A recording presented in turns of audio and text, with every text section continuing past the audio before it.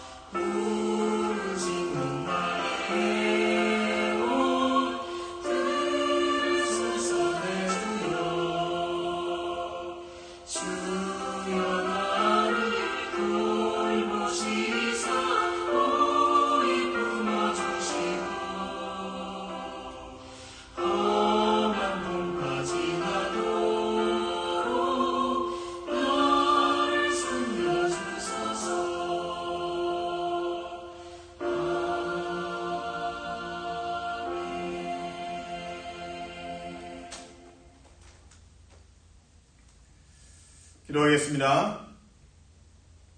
사랑과 자비의 하나님 감사합니다. 토요일 새벽 주님의 얼굴을 구합니다. 하나님의 자비하심을 우리에게 베풀어 주시옵소서. 우리 삶에 이런저런 고단한 일이 있습니다. 그때마다 낙심하지 않고 여호와 하나님의 이름으로 다시 일어서게 도와주시옵소서. 주님, 환우들 위해 중보합니다. 하나님의 위로하심과 치유하심을 베풀어 주시옵소서. 주일 예배를 위해서 중보합니다. 성령을 부어 주옵소서. 하나님의 말씀이 선포되고 하나님의 이름을 찬양할 때 우리 안에 성령의 충만함을 더하여 주시옵소서. 마음을 찢으며 회개할 수 있도록 은혜를 부어 주시옵소서. 예수님 이름으로 기도합니다. 아멘. 하나님께서 주신 말씀 시편 74편 1절에서 11절까지 말씀입니다. 하나님이여, 주께서 어찌하여 우리를 영원히 버리시나이까? 어찌하여 주께서 기르시는 양을 향하여 진노의 연기를 뿜으시나이까? 옛적부터 얻으시고 속량하사 주의 기업에 지파로 삼으신 주의 회중을 기억하시며 주께서 계시던 시온산도 생각하소서. 영구히 파멸된 곳을 향하여 주의 발을 옮겨 놓으소서. 원수가 성소에서 모든 악을 행하였나이다. 주의 대적이 주의 회중 가운데에서 떠들며 자기들의 깃발을 세워 표적으로 삼았으니 그들은 마치 도끼를 들어 삼림을 베는 사람 같으니이다.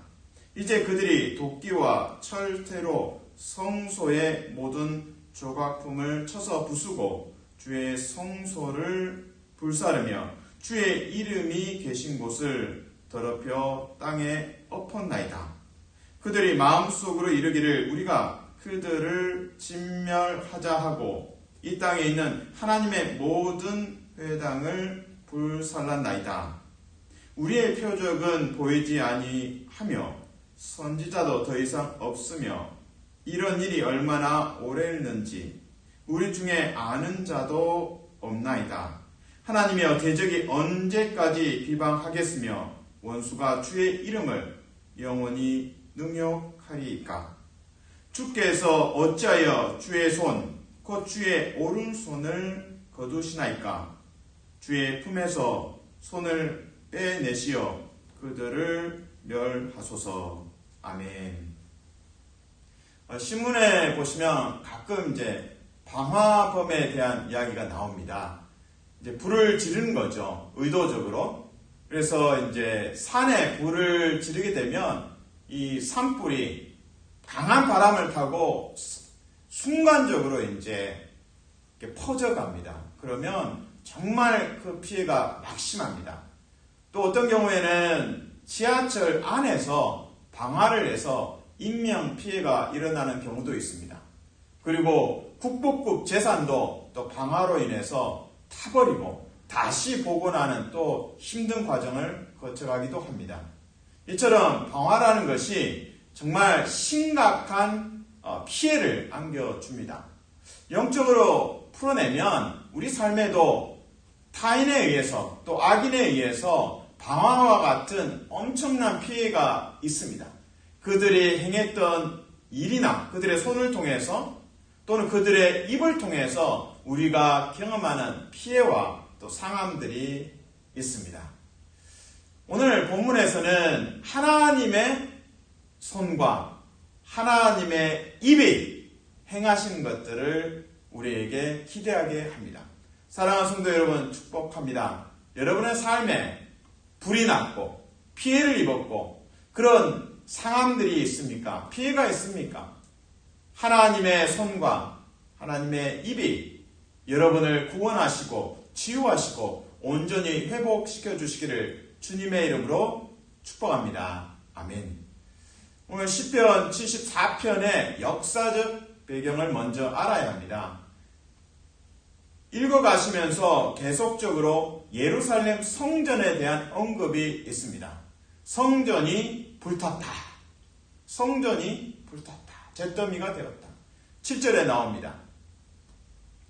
이 역사적 배경은 BC 기원전 586년 전으로 거슬러 갑니다. 지금으로부터 한 2600년 전이죠. 바벨론이 하나님의 백성을 치게 되고 예루살렘 성전을 파괴합니다. 방화로 잿더미가 되게 만듭니다.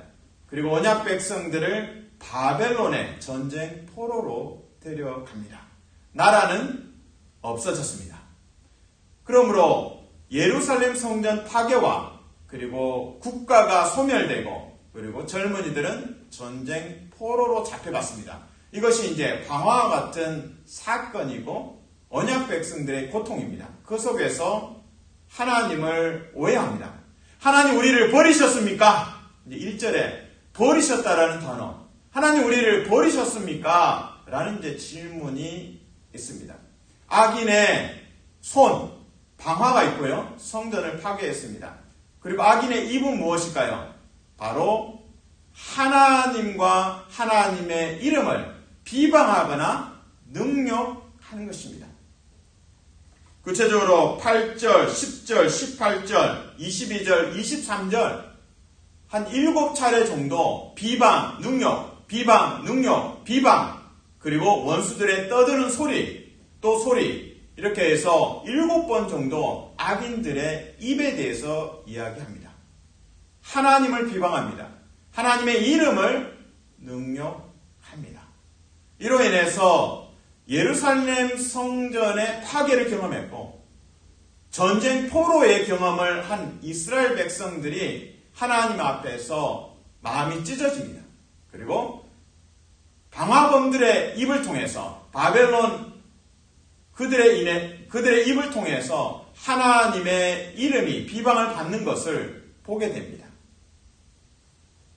시인은 하나님 앞에 마음을 통하면서 기도하고 있습니다. 그러면서 이 시인의 마음 속에 하나님 기억하십시오. 주의 백성을 기억해 주시고 그리고 원수들의 비방과 능욕, 하나님을 비방하고 하나님의 이름을 능욕했던 것을 기억해 주십시오. 라고 하나님 앞에 간구하게 됩니다. 기억하다라는 단어가 오늘 본문에서 2절, 18절, 22절에 나옵니다. 2절만 읽어 드리겠습니다. 옛적부터 얻으시고 속량하사 주의 기업의 지파로 삼으신 주의 회중을 기억하시며 주께서 계시던 시온산도 생각하소서. 2절에서는 하나님의 백성을 기억해 주십시오.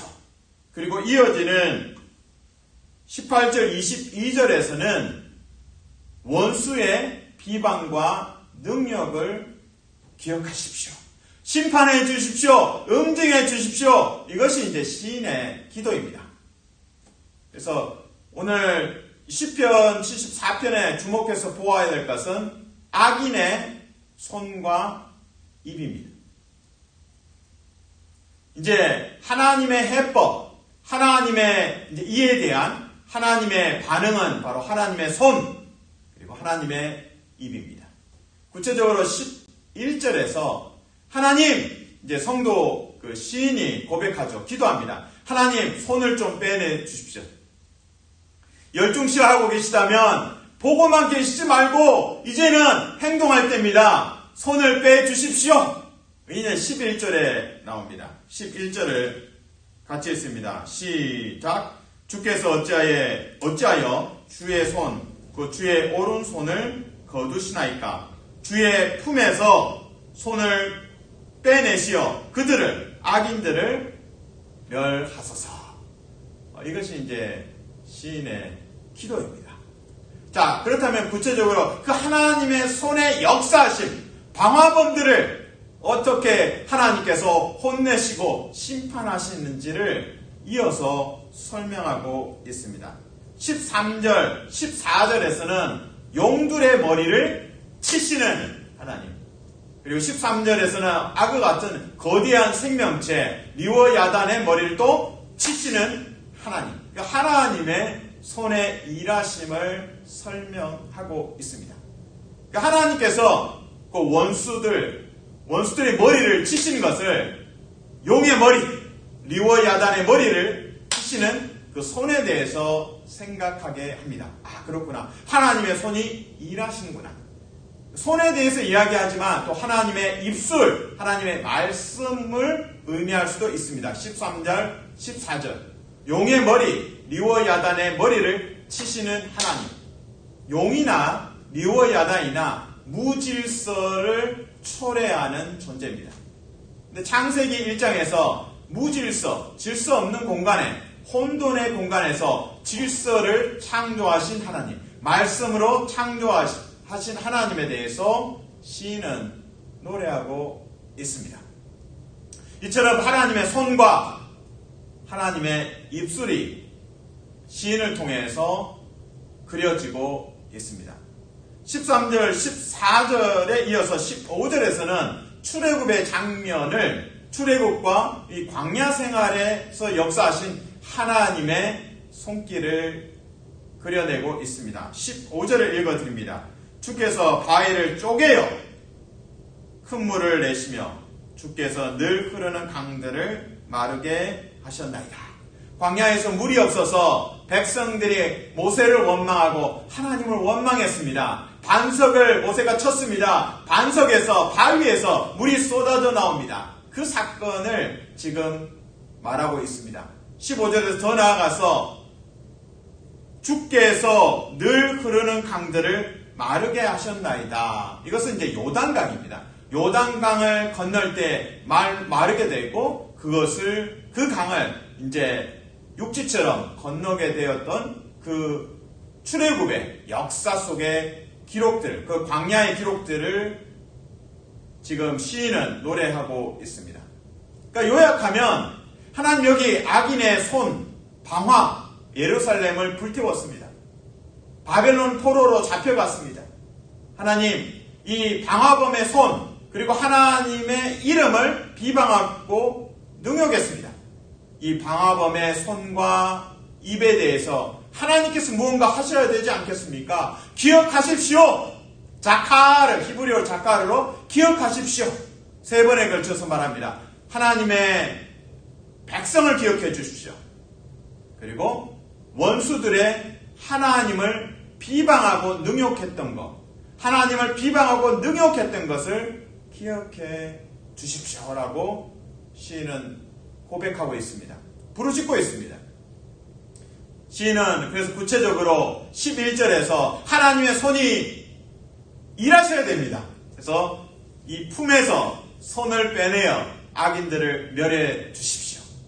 용들의 머리를 치시듯이, 리워야단을 머리를 치시듯이 하나님께서 원수의 머리를 쳐서 그들을 내사 상태로 치명적인 그 피해를 안겨 주십시오. 그들을 멸해 주십시오. 그 하나님의 손에 대해서 시인은 노래하고 있습니다. 더 나아가서 그 출애굽과 광야에 있었던 그 하나님의 손길, 반석에서 물을 만드신 하나님의 손길, 그리고 요단강을 마른 땅처럼 건너게 하신 하나님의 손길, 시인은 노래하고 있습니다. 이제 시인은 하나님의 입술에 대해서 다시 언급하고 있습니다. 바로 창조의 때에 밤과 낮을 창조하신 하나님, 그리고 계절을 창조하신 하나님을 선포하고 있습니다. 그 말씀을 보겠습니다. 16절입니다. 낮도 주의 것이요 밤도 주의 것이라 주께서 빛과 해를 마련하셨으며 17절 주께서 땅의 경계를 정하시며 주께서 여름과 겨울을 만드셨나이다. 이처럼 16절 17절에서는 하나님께서 창조하실 때 낮과 밤을 창조하셨습니다. 계절을 창조하셨습니다. 말씀으로 창조하셨습니다. 하나님의 입에 대해서 언급하고 있습니다. 말씀을 요약해 봅니다. 방화범이 있습니다. 바벨론이 예루살렘 성전을 불태웠습니다. 그리고 하나님의 이름을 비방했고 또 능욕했습니다. 시인은 하나님 앞에 부르짖습니다. 기억해 주십시오. 그러면서 하나님의 손이 일하십시오. 하나님의 입술이 일해 주십시오. 악인들의 손과 방화범의 입술을 처단해 주십시오. 라고 시인은 간구하고 있습니다. 자, 우리에게 적용합니다. 자, 그렇다면 우리는 어떻게 이 말씀을 적용할 수 있을까요?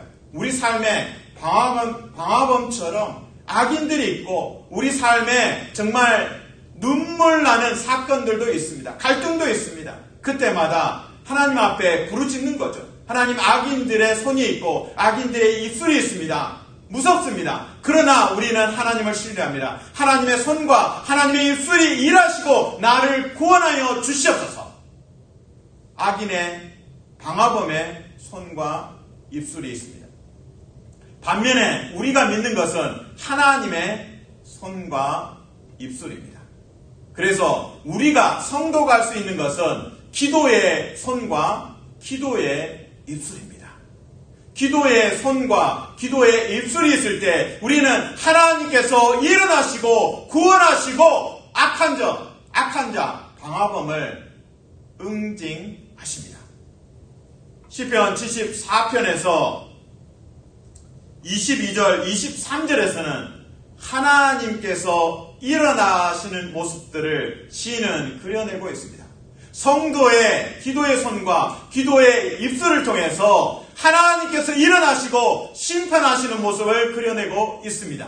사랑하는 성도 여러분, 축복합니다. 하나님께서 일어나시는 일, 바로 기도를 통해서, 기도의 손과 기도의 입술을 통해서 하나님께서 일어나시는 복됨, 방화범들을 심판하시는 그 하나님의 전능하심을 경험하시기를 주님의 이름으로 축복합니다. 아멘.